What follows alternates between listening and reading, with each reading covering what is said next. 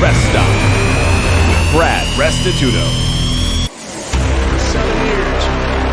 Handoff, Damian Williams trying to get to the edge, breaks a tackle, 35, 30, Damian Williams, 20, stays in bounds, 15, 10, 5, touchdown, Kansas City. And the snap goes high over the head of Big Ben, all the way back to the 2, to the 1, and the Browns have it in the end zone, and they dive on the ball and recover it for a touchdown. Carl Joseph's got it in the end zone, a touchdown. Derek looks left, Derek gonna throw for the end zone, caught! It is caught!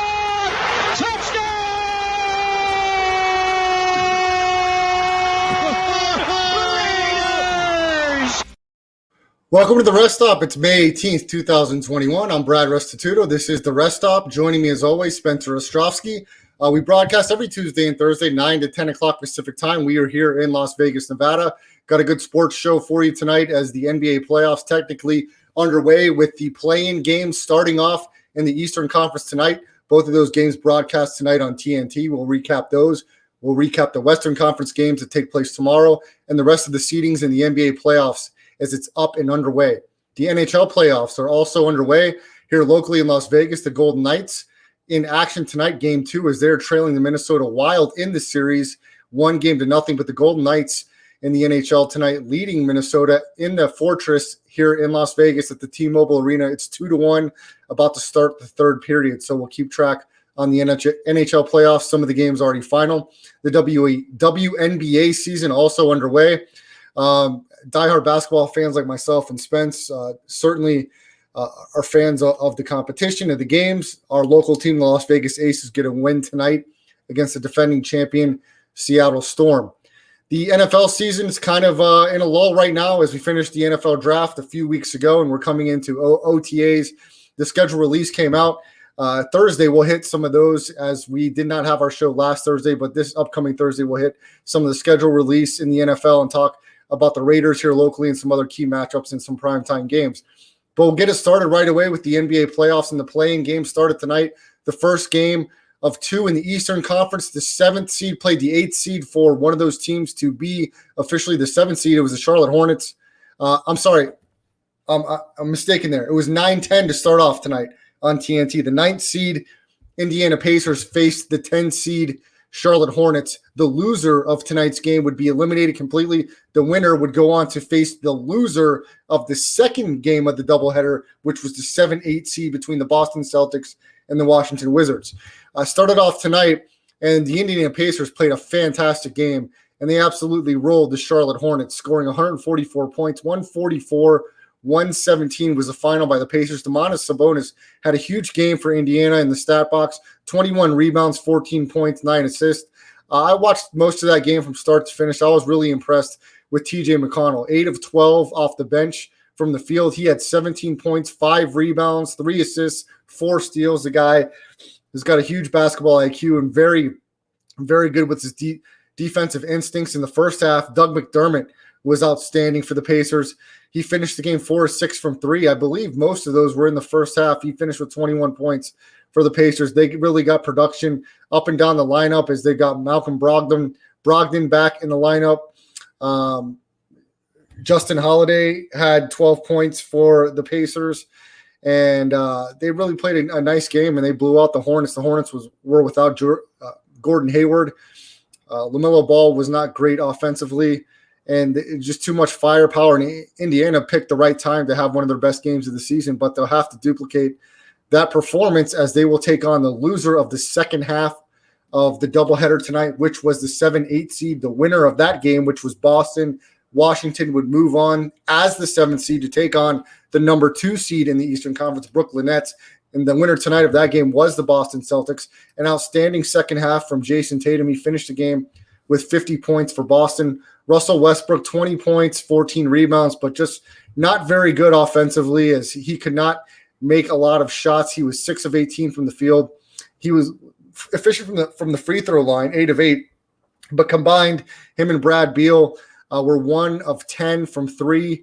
Only 3 of 21 the entire night was Washington from three-point range. On the contrary, the Boston Celtics hit 15. They were 15 out of 45. They really had a nice second half, outscoring the Wizards in the second half. 66-46 was Boston outscoring Washington in the second half as the Wizards went to halftime with a 2-point lead. And, of course, Russell Westbrook historically with the triple-doubles, now the league leader in NBA history. I was hoping for the Wizards to have a big night on the road tonight, but it just wasn't their night. But they'll have another chance since they played their way into that 8th seed. Even though they lost tonight, they will play Indiana on Thursday, and if they win that game, they will be the 8th seed and take on the Philadelphia 76ers. But it doesn't seem like and me and Spence talked about this before we jumped on the air. We feel like it'd probably be a better matchup for Washington if they face Brooklyn. That's not going to be the case. Spence, let's stick with the game that just finished on TNT. Celtics get the win, double digits win. Jayson Tatum, 50 points. They're without Jaylen Brown for the rest of the year with an injury. But this team functions it goes as far as Tatum and Kemba Walker take them. And when they're hitting shots, Spence, I mean, it doesn't really matter. You're going to have to go toe-to-toe with them because these guys can score the basketball. They're going to move on to take on the Nets. I like the matchup Tatum-Durant. They may match up on each other size-wise. That looks like that could be a good matchup. I still don't know that I trust Kyrie Irving, but before we move on to the matchup, just talk about the Celtics tonight. They hold home court. They have a big second half and an outstanding performance from Jayson Tatum. Did you get to see some of this game? And if so, what were your thoughts on the Celtics' performance? Yeah, this was a really interesting game. First of all, for Jayson Tatum, I always say he has these big stinkers when they need him the most, like in the playoffs so far. And the thing is, it felt like it was going to come, and it takes time with experience. And that wasn't going to be his moniker for his entire career. Oh, he goes 3 for 15. Like, he's never going to be able to do this. And it's nice to see him actually do that. And, like the Knicks I talked about, I think on our last show, when Boston is good, the league is better. They're just one of the league's most popular franchises. I don't think they have any chance against Brooklyn to look forward just a little bit. They just don't have enough firepower, and especially without Jaylen Brown to kind of match up defensively on either James Harden or Kyrie Irving. It's just they're not going to be able to do anything about it. Plus, Tristan Thompson can't abuse that kind of wide open gap in the paint. But yeah, go ahead, Spence. No, I'm good.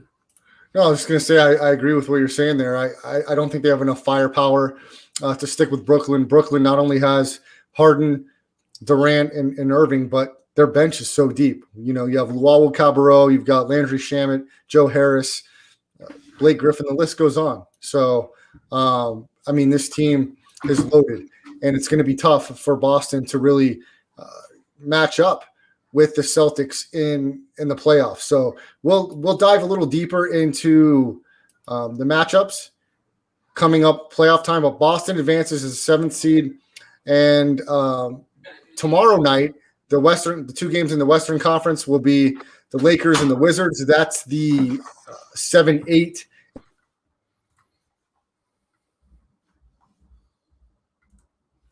And 10 game is the Spurs and Grizzlies, and the winner of that game will play the loser of Golden State and the Lakers. And like we said, the first half tonight saw the Indiana Pacers blow out the Hornets. The Hornets will go home. The Pacers stay alive for one more game, and this is a win-or-go-home game between the Pacers and the Wizards. That will happen on Thursday. The Pacers are in that game because they won tonight, the 9-10. The Wizards, because they played their way into the 7-8 game, they will have one more chance to advance into the actual playoffs if they beat the Indiana Pacers on Thursday night.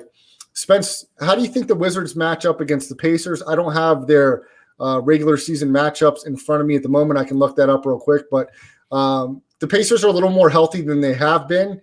So it's the way they played tonight. They could probably beat anybody. They were outstanding. Sure, tonight. Yeah. They might go to the NBA Finals, right? No. Yeah, seriously, they were outstanding.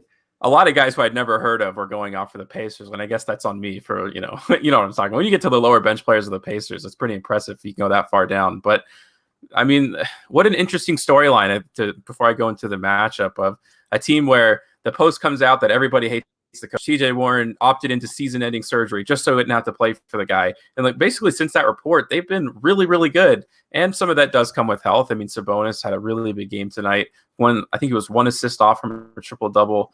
But it's a little harder against the Wizards. I mean, you have 2 huge scoring threats, and I don't know how Malcolm Brogdon is defensively. I've never heard anything bad about him. So you would expect him to at least be able to hold Westbrook to a poor shooting night. Like, it's not that hard to do that considering the kind of shot selection he makes. But I think Malcolm Brogdon is strong enough, like to a certain extent. You're never going to completely freeze out Westbrook from the paint or making strong layup buckets type like that. But Bradley Beal, depends. If they have Karis LeVert, I know he's been, day to day. That's the guy they were missing tonight.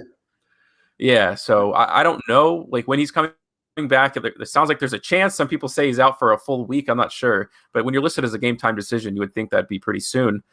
That might be the key to it. I don't know if they can get it done without him. He has been incredible since he's recovered from that mass they found on his kidney. I mean, what he's doing for this team, even during all the time of turmoil, he was the one consistent part of it. And when they started winning, it was because of him. Lots of clutch time shots. So, again, I really do expect the Wizards. I think they've just been playing really well at the end. And when they really do figure it out, it's pretty hard to stop them. I mean, the pace of their play is insane. I think they're first in pace this year. Well, they beat the Pacers 3 times this year, 132-124 on March 29th. And then a couple games late in the season on May 3rd, they won 154-141. And then a week later on May 8th, they won in overtime 133-132, where Brad Beal had 50 points in that last matchup. I don't think Beal's 100%. He was favoring that hamstring that he missed some time with, but he still was effective at points. The Wizards, they had a really nice performance from Ish Smith tonight off the bench, Spence. He had double-digit points. I thought he was really effective in the first half getting to the basket. He was very good defensively. He was active on the boards for being probably the smallest guy on the court, but they're going to need production from the other guys besides Beal and Russell Westbrook. They're going to need Davis Bertans to start making some threes. The guy has not made threes. Every time I watch the Wizards live this year, he's not making his outside shots. They need him to be more effective from the outside. Robin Lopez has been effective at times, but he's not going to go out and take over moments of the game. They need guys that can really score in spurts when Beal and Westbrook are taking a break or when they need to kind of have a possession off offensively, because if these are the only guys that you can count on to get you important buckets and in big spots, it's not going to work out how I would hope or how the Wizards will hope the rest of this year. Because you mentioned guys contributing tonight for the Pacers. They got contributions up and down that lineup from Doug McDermott, TJ McConnell, left and right, Spence. They were getting buckets from guys all on the court from the Pacers, and that was without Karis LeVert, as you mentioned, who missed tonight. He's in COVID protocol, I believe. So it's going to be – I'm rooting for the Wizards, their team I talked about for quite a few weeks. So I'm hoping that they advance. But the way that the Pacers played tonight, and they haven't been – that great the last month of the season, but they started to pick it up here as of late, and they played one of their best games of the year tonight. And if they can double down on that performance against Washington, then they'll advance as the 8th seed to take on the Philadelphia 76ers. Spence, let's talk about the games tomorrow night in the Western Conference. Your Memphis Grizzlies are at home in the 9-10 matchup against the Spurs. I don't know how confident I feel about the Spurs. What do you think about this matchup? Try to take off your bias hat here, because I know the teams that you like, you go against all the time. You think they stink. They're not very good. So take that off for a minute and objectively talk about the Spurs-Grizzlies matchup. It's really difficult. Jaren Jackson has come back very recently, I think a week and a half ago, maybe 2 weeks now. He started coming off the bench, and I think this will be his 5th game starting in a row for Memphis. They're just such a young team, right? They're the 3rd youngest team in the league. And it's not like they don't have a little bit of age. Jonas has been there, but he doesn't have playoff experience, certainly. And everyone else on the team is young. I mean, Desmond Bane and Xavier Tillman, who have been incredible this season, they're both rookies. Like, they obviously have no idea what it means to win. And then John Morant and Jaren, I mean, they've never been to the postseason. So I really do think that there could be an advantage to the Spurs. I think they've been to the playoffs in the past couple of years, if I'm not mistaken, or at least one of them I know they were. So they have guys who knows what it takes to win these kinds of games. And I was kind of surprised to see a 4.5-point opening. I think Memphis blew out San Antonio in their last matchup, but I don't think they swept the season series at all. I think the Spurs definitely took a game and may have been the season opener for the Grizzlies. I'm not sure, but I know the Spurs got the best from there. So I don't think this is a sure thing to just look at the last performance and kind of translate it over. Memphis will have every opportunity to win that game. I mean, I think they're just more talented from top to bottom. The only problem is Dylan Brooks. He's been such a great defender. I mean, he shut down Luka Doncic, and Steph Curry ended up having a pretty big night. But I would say the minutes he played on him, and plus I think Steph shot really bad, like percentage-wise, something in the 40%. And if you can hold him to 40% shooting while scoring 40 points, I think that's about as good as you're going to get when he wants to shoot at that kind of volume. He shot 23s. I think it was like 9 of 20, something like that. But yeah, I mean, they should be favored. I don't think there's anything wrong with that. I just don't think it's such a sure thing. But it would be great to see the Grizzlies and Warriors match up again, because that was a pretty entertaining game, especially at the end when they kind of got close after being down by 20 points in the third. Did you just say Grizzlies Warriors, Spence? Yeah, that game, the first matchup they had to determine the 8th seed was really, really interesting. We'll talk about that for a second, because the Warriors won that matchup to put themselves in that 7-8 game. Is that correct? Yeah, they did. It was, well, for a second I turned it off because it was just getting so bad. They just get so inconsistent offensively. And John Morant played one of his worst games like in a long time. He never is a volume shooter for some reason. He was like 7 for 22. He thought I don't know if he thought the onus was on him, that it was his time to, lead the franchise, something like uncharacteristic of him, who's kind of bought into the team culture. Hopefully he calms down, especially for the San Antonio game. But again, I think it's bound to happen when you have someone who's like 21 years old and you expect them to basically be the most important player on the team. With Jaren Jackson being out for a long time, he definitely took that kind of responsibility on him. Are we back here? It says the Wi-Fi is unstable. Did you not hear anything I just said? I don't know. I didn't hear some of it. Are we still? Hopefully, we're still live here. Let me check one of the feeds. Yeah. I think we're good. And it could have just been a small connection issue. I mean, yeah. Hopefully that's the case. But Spence, I wanted to ask you about Grayson Allen. What you've seen from him. Of the Grizzlies here the last month of the season. Yeah, so he's been hurt, which kind of is really tough. He played for a while. He played in the starting lineup, just so solid defensively. Like that was always kind of his thing in college. But his 3-point shooting has just risen like to a tremendous level. He was a decent shooter coming into the league, but he's worked so hard on that. They really actually need him a lot more than I ever thought. For a while, I was kind of off on him. When they first got him, I was really excited. Then he played a little bit. He plays out of control. He still does. He's a lot of growing up to do maturity-wise. There was a really late-game situation against the Nuggets a few weeks ago, and he went for like a crazy slam when they just needed the 2 points, and he missed the dunk. So those kinds of things are really frustrating, but I'd rather see him in the game like going through those growing pains than having to sit on the sideline for that. Looks like Brad had to go out for a second there. Maybe some connection issues. But no, I'm really excited, obviously, as a Memphis Grizzlies fan, to see this playing game. And the key thing, I think, in their matchup against the Warriors next time is to just run the offense through Jonas Valanciunas, which I know sounds really old-fashioned, but that's really how they work. Like once they get that established, and if they double team, I think Jonas Valanciunas would have the ability to pass out and be a contributor. Are you back? Sorry, Spence. Flew off the planet there for a second, but we're back. Yeah, I was just listening to you talk about the Grizzlies there for a second. So what would be your prediction in tomorrow night's matchup? Do you think the Grizzlies come out with the victory? I'm going to say yes. I'm going to say they probably score around 115. I think they're really frustrated with the way they performed against Golden State offensively. I think they'll be able to bounce back, and I think that's one of the best things about Taylor Jenkins is John Morant and Jaren Jackson aren't ready to be leaders of their team. And that's unfair to put on 21 and 22-year-olds. Taylor Jenkins has just taken on that kind of role for the team and shows them, hey, any bad loss, like they had a bad loss against the Pistons late in the season that kind of knocked off their chance at the 8th seed, and they went back and won 5 straight. So we know that they can correct some things when they don't have their best performances, and I think they'll be able to do that tomorrow. Well, Spence, let's talk about the matchup most people will be glued in to watch, and that's the Lakers and the Warriors, man. What a matchup for a play-in spot. Lakers and both these teams luckily have 2 cracks at it if one of them falls tomorrow night. But the interesting thing is the Lakers have an opportunity to either be knocked out completely or be playing in the 1-8 matchup. So how healthy do you think LeBron and Anthony Davis is? We know Steph Curry, the scoring champion this year. He's been on fire. I know you don't really love the matchup for the Warriors in the front court, but let's talk about tomorrow's matchup, because if Steph catches fire, Golden State can beat anybody in a single game matchup. Yeah, I think the Warriors had really big wins. If I'm not mistaken, they beat Phoenix and Utah during their last stretch, maybe in the last couple of weeks. They can beat anybody. And I think a lot of teams, the Phoenix Suns, were guilty of this more than I've ever seen in my life, of putting too much attention on Steph Curry. If you have a great defender, you can hold him to around 40%, which of course would always be the goal. But they were like throwing so many guys at him. He was finding open people. Steph Curry is a great passer, no doubt about it. He is able to understand and read the defenses really well.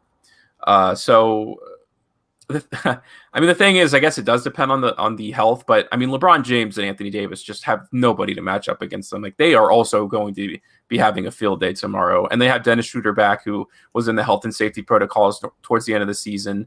I just think if they have it all together, and LeBron seems to be motivated, and once he kind of gets into playoff mode, the rest of the team senses it somehow. So I think they'll be just fine tomorrow, and we'll see, who wins that other matchup. But I think also there's a lot of motivation. If I'm not mistaken, both games are at 4.5. I guess I'll take a look here. What were you going to say, the motivation?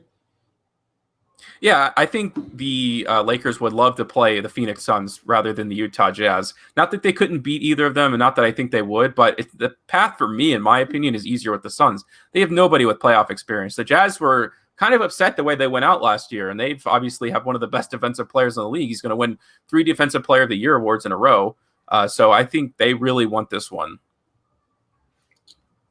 It's gonna be excellent to watch.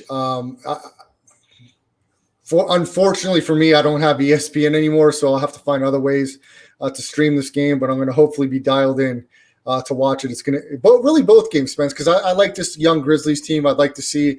I think whoever faces Memphis, if Memphis does come out victorious, will have their hands full, whether it's the Lakers or the Warriors. But Memphis has to hold home court, and they have to take care of business at home tomorrow before we talk about them advancing as the 8th seed, as it's the 9-10 matchup. Spurs, Grizzlies tomorrow, and then the 7-8 Warriors travel to Staples Center to take on the Lakers.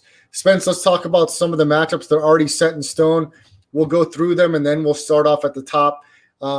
First off, we'll have the Miami Heat at the Milwaukee Bucks, the Dallas Mavericks at the Clippers, Celtics officially now 7-2 matchup in the East. Boston will take on the Brooklyn Nets. The Trailblazers will take on the Denver Nuggets. Still waiting to see who will take on the Sixers.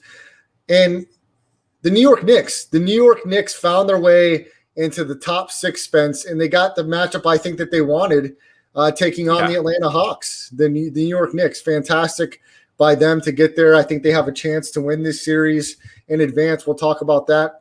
The Phoenix Suns and Utah Jazz of the West still awaiting their opponents. But let's start off in Milwaukee. The Bucks, who were eliminated last year by the Miami Heat. Miami Heat ended up finding their way in the Orlando bubble to the Eastern Conference Finals, and maybe a little bit of revenge on the mind of the Milwaukee Bucks this year. What do you think, Heat, Bucks? Are they playing better now that they have Goran Dragic healthy? Do they have an opportunity to be healthy and maybe repeat the performance in the East that they had last year? Yeah, I think this might be the perfect scenario for the Milwaukee Bucks. It may not be the easiest path for you to get to the finals, but first of all, to kind of exercise your demons from last year, to really kind of rub your hands clean, to say that's not the way you wanted to go out. I mean, that's the way you do it. I don't think they're as dangerous as they were last year, at least. They seem to have lost something, or at least teams have figured them out to a certain extent. Whatever the case, they just didn't have a great season. Now, they have been playing very well, but look, the Bucks are trying to win a title, not just go deep into the playoffs. Like, their goal is to go all the way, and they think that they can do it. So what better way to start than to get to the guys who were in the championship last year? So it kind of proves how legitimate you are, and it gives you that confidence going into a series like the Brooklyn Nets. I don't even think Milwaukee would be that scared of the 76ers. I think they're really just focusing their sights right there in the number 2 seed, because they believe that's probably the biggest threat. And I think they can do it. I think they have the best matchup scenario with the Brooklyn Nets. Drew Holiday will be on Kyrie. PJ Tucker guards James Harden, and Giannis can be on Kevin Durant. I mean, I know all those guys are going to cook, and there's no way to stop them all the way. But I think on paper, at least, you can't ask for much more than that. So I'm big on the Bucks in the series. Spence, do you know the health of the Miami Heat right now? Are they full go as far as Bam Adebayo, Tyler Hero, Duncan Robinson, Jimmy Butler? Goran Dragic? Is everybody going to be ready to roll for Miami? I know Victor Oladipo is out for the year, but the rest of the Heat players, are they ready to go come playoff time here against Milwaukee starting off on Saturday? Let's take a look here. So Kendrick Nunn is he's injured. He's got a calf injury. He's game time decision. I think he'll probably be ready. Jimmy Butler is a game time decision as well. I'm not sure what his foot. He didn't play in the finale. I'm sure they were just resting him. And Andre Iguodala has a hip injury, and he was just reported not to play that last game. So it looks like, I don't know if they'll all be 100%, but it looks like they'll have everybody who they want available come game time, which is all you can ask for, really. That's true. Very true. It's going to be the Heat and the Bucks in the first round starting off on Saturday. Another game starting off on Saturday in the Western Conference. This is going to be a good one, a repeat of last year, which Luka really had his coming out party in the bubble last year against the Clippers, the Dallas Mavericks and LA Clippers. Clippers under first-year head coach Ty Lue, under the regime for the Clippers against Dallas. Hopefully, I don't know Porzingis' status. We'll have to check that out if he's going to be a full go for Dallas. But we know Luka Doncic, this is his time. He stepped up last year in the playoffs, and he's going to be looking to do it again against the LA Clippers, Spence. Yeah, this is it's hard to say. I think the Clippers, everyone kind of made fun of them from tanking at the end of the season there to avoid playing the Lakers in the second round. But, that's not the full product. You're going to see they're playing absolutely nobodies in that OKC game. As far as first-round matchups go, look, I know no one wants to face Luka Doncic because he's just so good. But at the same time, the rest of the Dallas Mavericks roster is not all that scary. I mean, he elevates them to a different level. You could probably put any other star on that team, and they wouldn't even make the playoffs. I don't think Donovan Mitchell, if you replace Luka Doncic and Donovan Mitchell would not lead the Mavericks to a playoff spot in the West. That's big time, Spence, right there. You think Donovan Mitchell could do that? That's what I believe, at least. I think Luka Doncic you could be right, but that's a big statement there because Donovan Mitchell is considered, top 10 MVP candidate by most. So that's pretty big praise for Luka Doncic. Yeah, I mean, he's obviously, to me, he's like the third most fun player to watch, play basketball in the world. But I think the Clippers have this. I think it'll be probably a 6-game series. I don't even think it going to 7. Dallas just simply isn't talented enough, and they're constantly bringing Porzingis back in and out of the lineup. I don't even know what his health status is at this point. So I have the Clippers in 6 here. Well, I'd like to see how healthy Dallas is because I think they have some really nice talent. I really like Tim Hardaway Jr. I think JJ Redick can contribute if Luka and Porzingis are healthy, which we don't know. If that's the case, where does the depth come after that? I think they made a big mistake letting Seth Curry go. I think he was a huge shooter and contributor off the bench. And you talk about the lack of talent. Aside from maybe 5 guys on Dallas, it doesn't get deeper than that. Like I said, I really love Tim Hardaway Jr. I think JJ Redick can add tons of value, and a healthy Porzingis that gives you real 4 solid guys. I think some other guys, Finney Smith, can contribute, but aside from that, it doesn't get much deeper than that from Dallas. So they'll really need an outstanding performance and some guys to really step up defensively for Dallas to bring it past 6 games, like you mentioned, Spence. So it'll still be fun to watch. Luka Doncic for sure is going to give us some stuff to talk about in this series. As playoff time, he'll probably put it into another gear. Spence, the Portland Trail Blazers will take on the Denver Nuggets. We know Denver will be without Jamal Murray. Portland took care of business, Spence. They won the games they had to stay out of the play-in. How do you think they look coming into this matchup against Denver? This is it. I mean, this is the best matchup of the first round. I mean, that's the great part about having the West is that, having those seeds be able to play each other. I mean, those guys, everyone, feels are almost contenders. Almost any of those teams could make postseason runs, and obviously they're facing each other in the first round. But I don't even know who has the advantage, really. Everyone thought that the Nuggets would just fall off the cliff when Jamal Murray tore his ACL. No, Jokic just got better, and they may have been playing better without him. I mean, they're moving the ball well, and Michael Porter Jr. has stepped up significantly. He's probably going to win third, or he'll probably be third place in the Most Improved Player of the Year award, at least in my list that I did today. Yeah, I'm going to say the Trailblazers win this. People seem to think the Nuggets are going to be able to take care of this handily. I do think star power matters, especially in the playoffs. So if you have that more, you got the CJ McCollums, the Damian Lillards, those kinds of guys are going to elevate their game to a certain level. And I think it'll be enough to push them, although I could see it going to 7 games, and maybe it'll come down to one of the last shots in Game 7. I think it could be that close. Aside from Boston, Brooklyn, which we already talked about, the only other series that's set in stone right now, we talked about it just briefly, Atlanta and the New York Knicks. New York Knicks will have home court. And Spence, we've talked about for over a month how important it is that Knick basketball is back on the map, and they've played their way into an advantageous seed here against Atlanta. They will have home court. You think the Knicks get through this series, and they've got to be fired up. Thibodeau, he's played these guys hard, but a nice little rest coming into Sunday, almost a week off. And the Knicks should be recharged and ready to go come playoff time against Atlanta, Spence. Yeah, this one's a bit of a mystery. You want to go down the playoff experience for both teams. I mean, on the Knicks, I guess it's Derrick Rose and Taj Gibson, and they were playing on the same team, which is important because they play pretty significant role, especially Derrick Rose being the sixth man for them. And then you go to the Hawks. I think Danilo Gallinari's probably played in some playoff games with OKC. Clint Capella, he did make a deep postseason run. Was he on their conference championship team? I don't remember. He might have been. He might have been. And Lou Williams. Lou Williams obviously played a lot of playoff games here and there. But none of those guys, other than Derrick Rose, but his role is obviously more limited now. But none of the guys, especially Gallinari, have been like really important in the playoffs. So they haven't been like the best player on a playoff team, anything like that. So it's going to be a lot of growing pains. I think this will probably be one of the higher scoring series.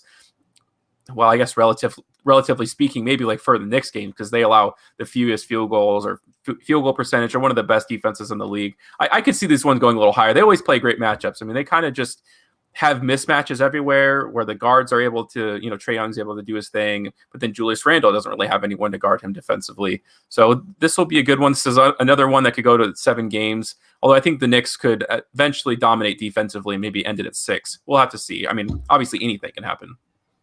Spence, I saw you did some stuff on your Delivering Sports show. You were broadcasting today. You talked about some of the postseason awards. Do you want to talk about a little bit some of the guys that came out on your list? You were mentioning most improved player. Do you want to discuss some of that, why we're still talking NBA? Yeah, definitely. I can go over all of them. I can tell you that my MVP is Jokic. I know LeBron James made that cry, at the end of the season. I think he's just trying to lift himself up like, oh, Stephen's the MVP and then watch us beat them. I don't know if he's trying to build himself up that way. LeBron cares about all that stuff. So anything is plausible with him and his ego. But he missed too many games, in my opinion. He's not even in the top 3 conversation as far as I'm concerned. I mean, I don't know if you have him in your top 3, but missed way too much time in the Lakers limping into the playoffs. Really, he is just not in the top 3 for me. I don't know about you. No, he's definitely not. So I have Jokic. Second, I have Embiid. I know he's missed a ton of time, but still, he's been the most dominant player in the NBA. So I think that deserves at least a little credit. Plus, second place isn't really worth anything in MVP. It only matters like you actually win the award. It's more of just like merit at that point when to talk about who wins second and third. In third, I do have Steph Curry. I think he influenced the Warriors like nobody could have done the way he carried them at the end of that season. But it was a little too late for me, first of all. And second, you can't give MVP to a team that might not even make the playoffs. That'd be like absolutely insane. It's got to be somebody at least with a certified playoff spot. Spence, can we go 6th man of the year? Who's on your list there and who takes it? Yeah, this is easy for me. This is really, really easy. I think if you can even bet this somewhere and you can get the odds, no matter what they are, I think even if they're like plus 6,000, Jordan Clarkson's going to win the 6th man of the year, especially when Donovan Mitchell kind of had his injury. He stacked up tremendously for them towards the end of the season. I think he had like a 5-3 game and an important kind of clinching for the first seed. So I know Derrick Rose, you could say Joe Ingles to a certain extent, but yeah, Spence, can you talk to me about the Joe Ingles? I've seen a lot of tickets on him and talk about him. I thought he was a starter. So how does he get in the 6-man conversation? Explain that. Yeah, so Bogdanovich actually took his starting spot. Joe Ingles does come off the bench now. I'm sure he started a few games here and there because of injuries, but he has been primarily coming off the bench as the backup small forward, which the idea of that to me is insane. The guy is so talented and underrated. It's only because he plays in Utah. I think you don't hear about him more. He would be such a big piece on any other team. I mean, you want to talk about a starting small forward defensively. If you don't have one of those star type players like a LeBron James or Brandon Ingram or Jayson Tatum, for something like more affordable, I guess, you have other star players maybe at the guard position, he would be amazing there. So, yeah, it's okay, but he's just definitely hasn't been that good. Not as good as Jordan Clarkson. Jordan Clarkson's been amazing. I'm with you on that, Spence. But let's briefly talk about that depth in Utah. They're the number 1 overall seed. Apparently, I'm not paying attention because I didn't know Ingles was coming off the bench. But talk about the depth of this Utah team, and they can really make some noise here. Well, I mean, there's no reason they can't win the championship. It's just they have to prove to themselves that they can. They've always had these kind of really close exits. here and there because of one player kind of stepping up to the occasion. They need that to be Donovan Mitchell. At the end of the day, they have all the talent to make it to a finals. We've seen Miami Heat made it to the finals, and we've seen like a Dallas Mavericks type team when they had Dirk win the finals. It's not impossible. You don't have to have the best player in the world or a top 5 player in the world, as long as you play together and you have that kind of depth. And obviously they do. They have a lot of like starting caliber players coming off of their bench, and they move the ball really well. They play that kind of classic style of basketball. And then Rudy Gobert is really that anchor out top. So as long as you can like avoid having Rudy Gobert be out in the perimeter, which is easier said than done, they probably have a really bad matchup against the Nets. They'd probably get decimated. So they would hope that someone else, if they played against Milwaukee, that's who they'd want to see in the finals. Like that, one of those slower games. They think they can be anybody in a slower type game, obviously. So I think they'll have a really easy time against whoever makes the AC, as long as it's not the Lakers. Assuming the Lakers, win that game, the Warriors, the Spurs, or the Grizzlies, any of those teams, it wouldn't matter to them.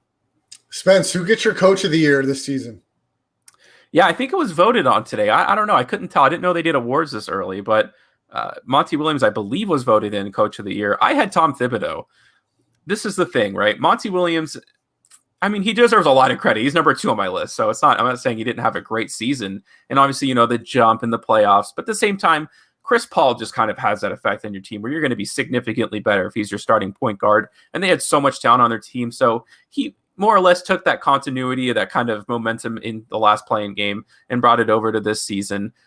I get it. I mean, it's the easy answer, but think about what Tom Thibodeau has done for the Knicks. I mean, a bottom barrel team. Everyone predicted, Tom Thibodeau's not going to do anything. It's a horrible coaching hire. And then you go down the roster. I mean, if I would have told you before the season started that a team in a starting lineup that includes Reggie Bullock and Nerlens Noel would have home court advantage, I mean, you would think I was absolutely bananas. And that's exactly what's going to happen here next week. He's put them back on the map. He's making them way high. I mean, even at a pretty bad start to the season, he still kept them all together and learned how to play together. And now look at what they're doing. I mean, they're a legitimate threat. I think the Brooklyn Nets definitely don't want to face them. That would be way too much of a headache for them. Just the fact that you can say that about the Knicks in one season is coach of the year material for me. I tend to agree with you, Spence. I don't think you really go wrong either way with Thibodeau and Monty Williams in your top 2.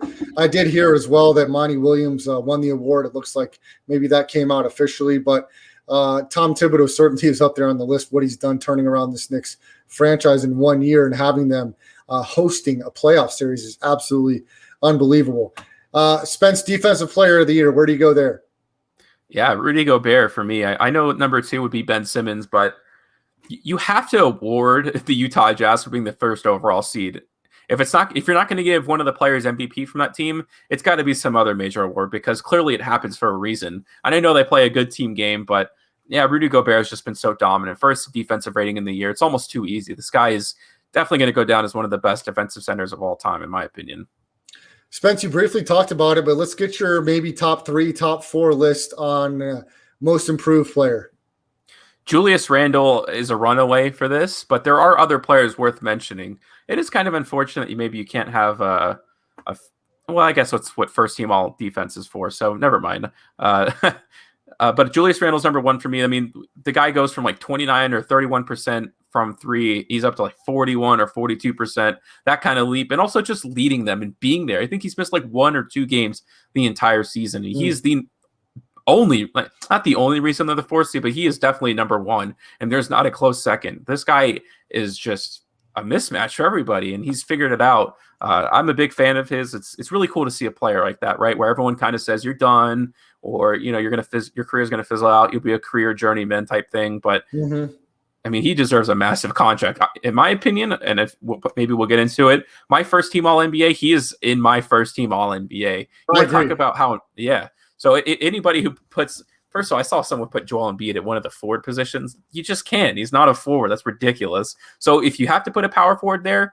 or some other forward, I think he's been the best one. I mean, maybe not objectively the best, but all the other guys have missed way too much time. You can't put anyone else there who hasn't played a fraction of the games this season for an award like that.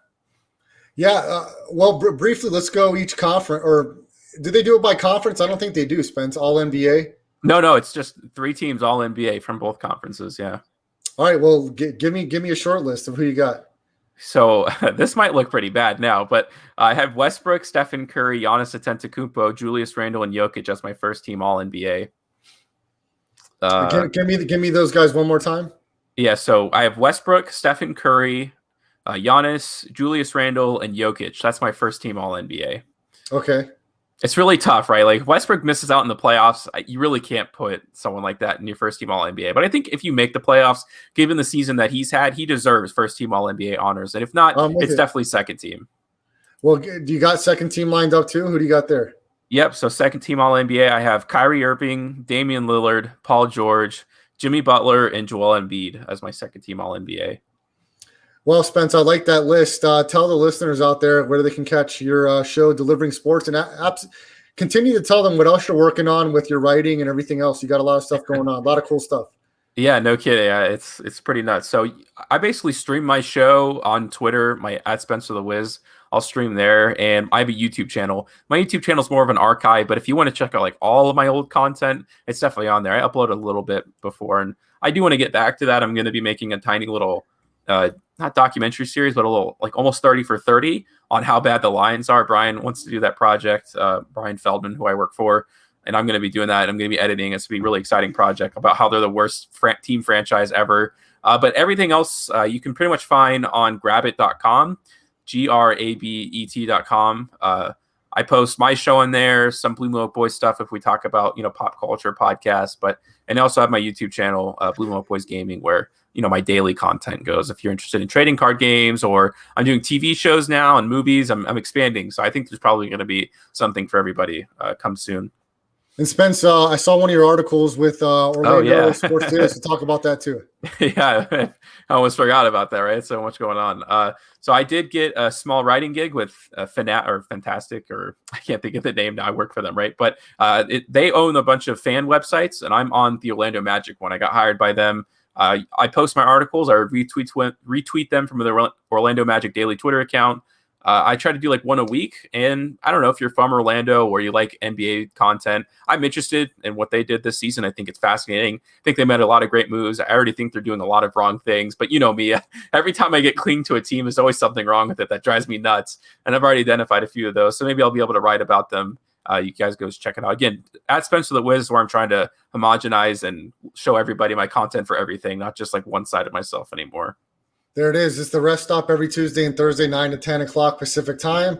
If you miss any part of the live show, make sure you check out the audio version of the podcast. Any of your podcasting platforms, search Landry Football Conference Call. The Rest Stop will be underneath there. Like and subscribe to the YouTube channel. Brad the Believer is where you can find the YouTube channel. And, of course, go to twitch.tv/Chris Landry Football. Watch us live as we do the podcast every Tuesday and Thursday. Spence, let's hit the NHL playoff scoreboards as some games tonight. The Canucks beat the Flames 4-2. The Penguins, they tie up the series with the Islanders. They win 2-1 in Pittsburgh tonight. The Lightning take a 2-0 series lead over the Florida Panthers. The Lightning, they win 3-1 tonight. And, of course, here locally at the Fortress at T-Mobile Arena, the Knights looking to even up the series with the Minnesota Wild. About 1:45 left. The Golden Knights holding on to a 2-1 lead. Jonathan Marchessault and Alex Tuch have a goal each for the Golden Knights, as the Wild have had their number for the most part since the existence of the Golden Knights. So the Knights 40-14 on the year, looking to – this is really kind of a must-win for them, looking to hold on here in the last 2 minutes. Talk about the Golden Knights hockey team, Spence, here locally, looking to hold on to a big win to even up the series against the Wild. Yeah, they're Stanley Cup favorites, but that's kind of the hometown tax, I think. Whenever there's Vegas teams, and especially if Oakland A's come here, there's definitely going to be some pretty bad odds for the team, whatever reason. But that's not too important. They are the best team in hockey, in my opinion. Now, I haven't been watching but for 3 years, so I can't say I'm a pure NHL expert. But as you watch them and you think about how much talent they have on their team, Mark Stone is obviously like a top 10 player in hockey. Shea Theodore is the best scoring defenseman in the league, pretty much, is undebatable. And then you have the best goalie. Marc-Andre Fleury statistically is just a dominant force. So when you have all that together and then you add Pietrangelo in the offseason, you can go down the rest of the list of guys. Pacioretty knows I kind of hate him. I think he's more of a Russell Westbrook high volume kind of guy that takes really bad shots. But Minnesota just seems to have their ticket. I mean, they have a deep line too. That's kind of the advantage. That's what Vegas does, where they have so many great lines coming at you that you're able to kind of tire you out, or one of the later lines is able to take advantage of less talented people around them. But they got to take better shots. They really like to just chuck it on net. I'm not a hockey expert, and everyone seems to think like, oh, you throw it on the net, anything can happen. But I don't really think that's how you win hockey games. I think it's about setting up players. I think it's about quality shots more than the most. And maybe you get quality shots from shooting the most times, but I don't think Vegas does that. And clearly it backfires on them sometimes. They scored 0 goals in the first game.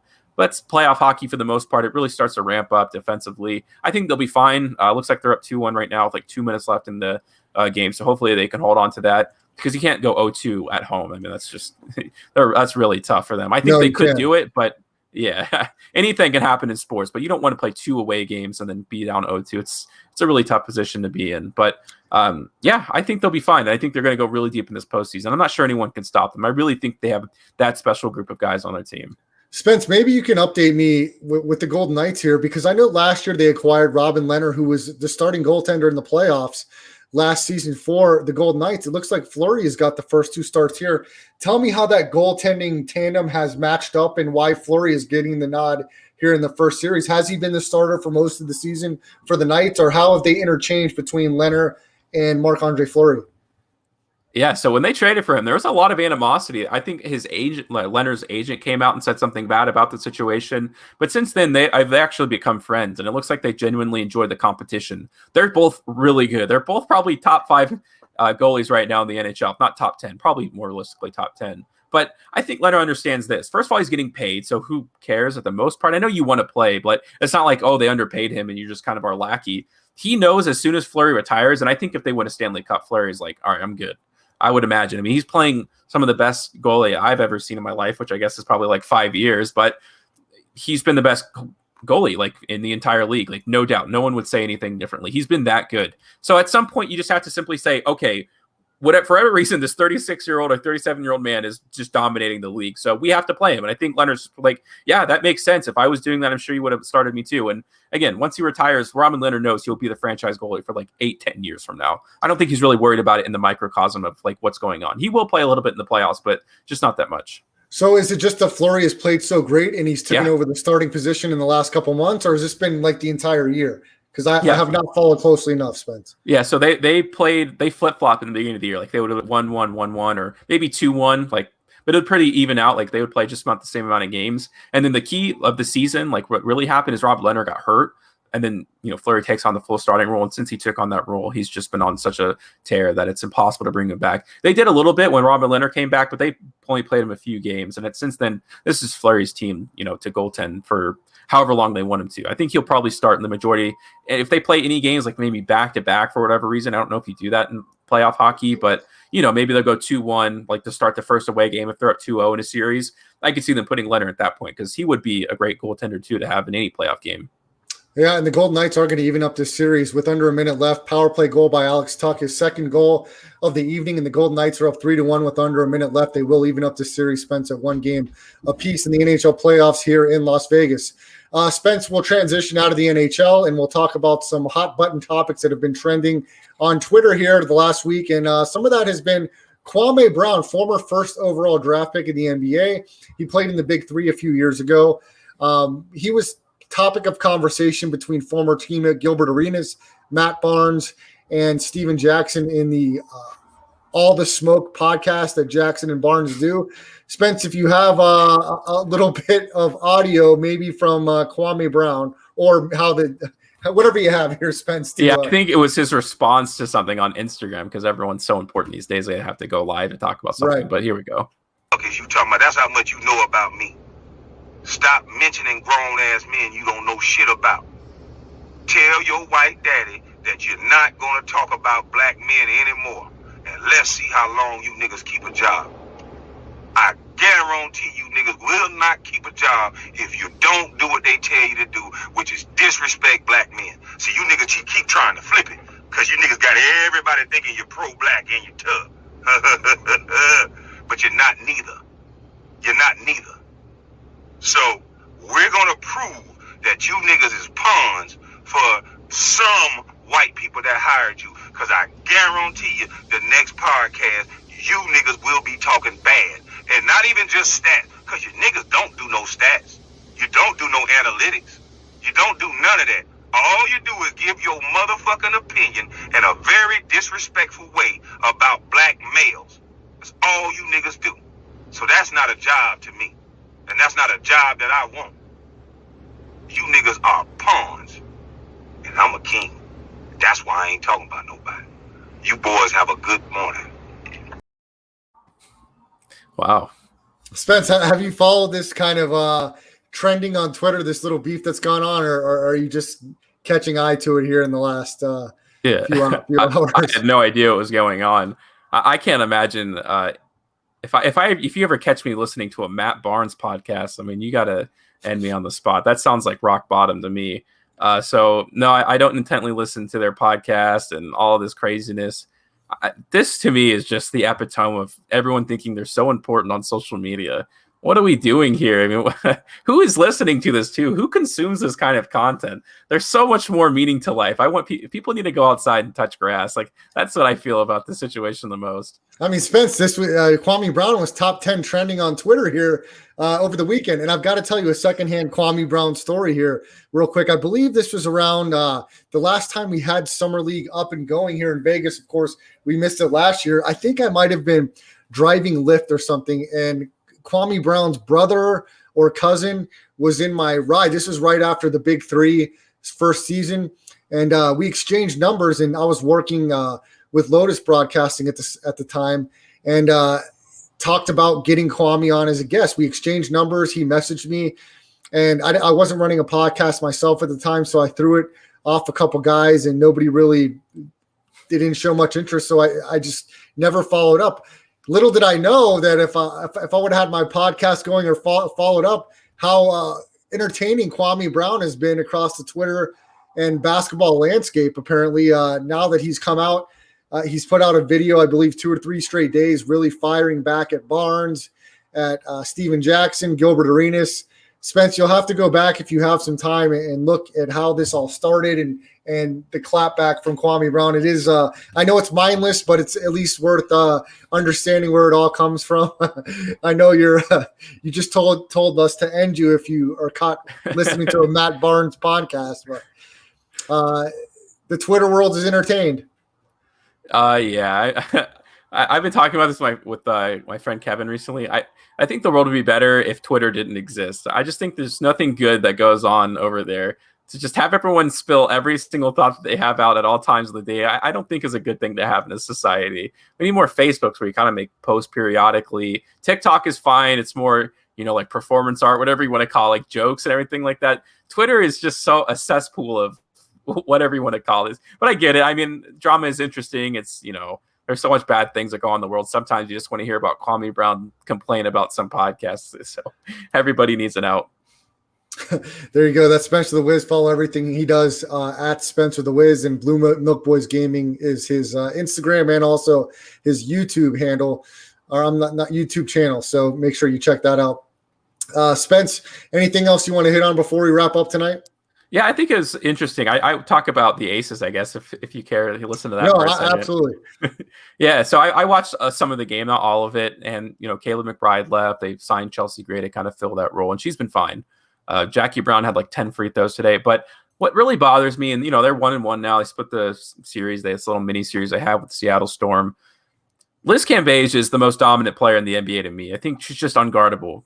Physically speaking, I mean, like Shaq-esque. Not saying that she's as good as Shaq, but you know what I mean, comparatively speaking to the rest of the talent in the WNBA. Why is she spending most of her time at the top of the three-point arc, running the offense or facilitating the ball? Asia Wilson gets more touches in the paint than she does, which is fine. I mean, she won MVP last year, but come on, I think you got to park Liz Cambage in the post. If they don't double team her, then you can just pass it to anybody, and Kelsey Plum would probably be one of those. I don't think she's starting right now to hit some of those threes. This is how I feel this year, right?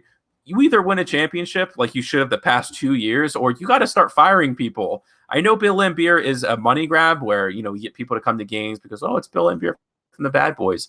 I still think it's more marketable for you to win. Let's say they've won 2 championships so far like they should have, right?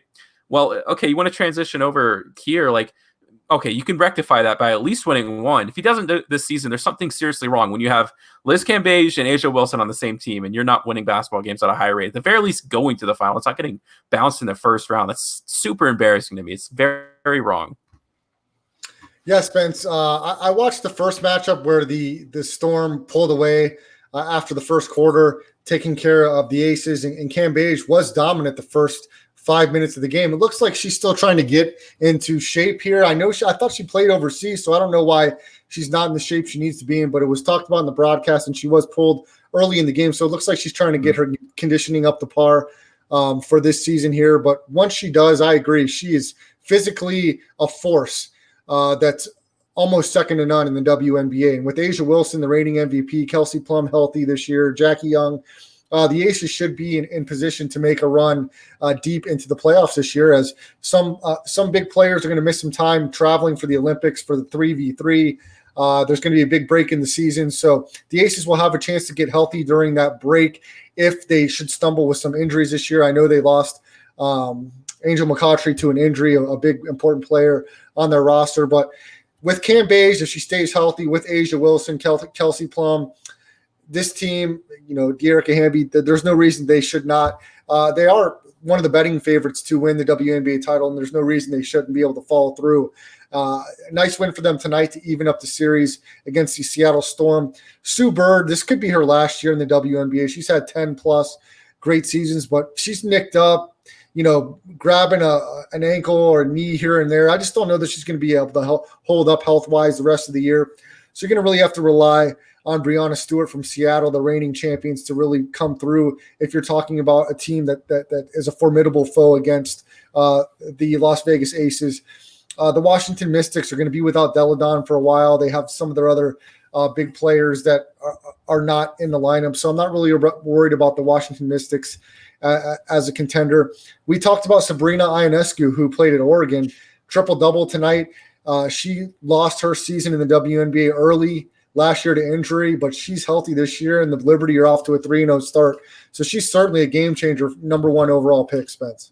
Yeah, I love the WNBA. I really do. I think if you want to talk about like old heads who say they hate the modern game of basketball, watch some WNBA. There's no dunks, but I really don't care about dunks. Most of them are so boring. Even though the dunk contest is washed now. Some of the athletic stuff is nice, but if you really like ball movement and kind of the old-fashioned like back to the basket that still kind of dominates in the WNBA, it's a great product to watch. And I think Ionescu is going to be able to kind of do that for the WNBA. She's exciting. She gets triple doubles all the time. People are going to watch. They really have to move the game to 12 minutes a quarter. I think that is so important because the first criticism for the WNBA always is, oh, look at the stat line or the box score, whatever you want to call it.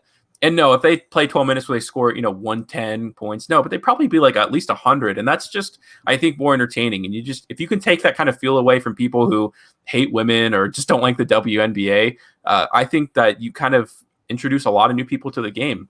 If you want more triple doubles, you need more minutes. The fact that she was able to do that in such a short amount of time at her age as well is amazing. So there's a lot of talent. And again, I always say this too about the WNBA. I'm very passionate, right? If you go back to the first, let's say 10 years or 20 years of the NBA, there's not a lot of classic, oh, you remember this guy? He'd be so good in today's game. It takes time. Like women are just now finding out or just now developing the idea that they can play basketball at a professional level. There's all these videos coming out of these really talented girls. They just believe that there's actually a career path for them to do this. So as the WNBA goes on, there will be much more talented women coming into the league.